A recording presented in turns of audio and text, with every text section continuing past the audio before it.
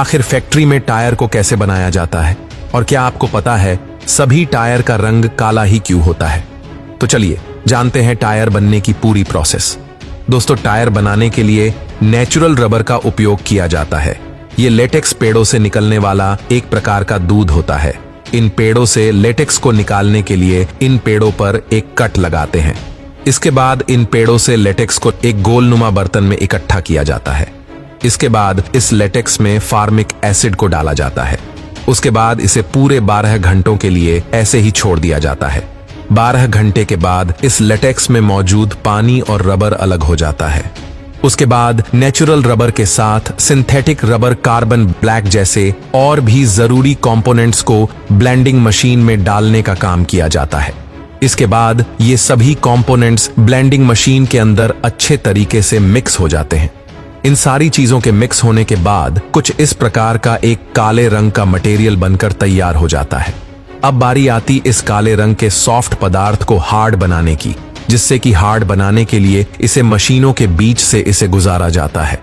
इसके बाद इस रबर की शीट के ऊपर पॉलिस्टर फाइबर की एक शीट को चढ़ाया जाता है। इसके बाद इस ब्लैक मटेरियल के लंबे लंबे शीट को काट लिया जाता है। इसके बाद इस शीट के ऊपर धागे को भी चढ़ा दिया जाता है। इसके बाद इस रबर की शीट को एक कंप्रेसर मशीन में कंप्रेस किया जाता है। अब फैक्ट्री के अंदर टायर के साइड पार्ट को बनाने के लिए रबर की शीट और स्टील वायर को एक साथ मिलाकर एक गोल छल्ला तैयार किया जाता है।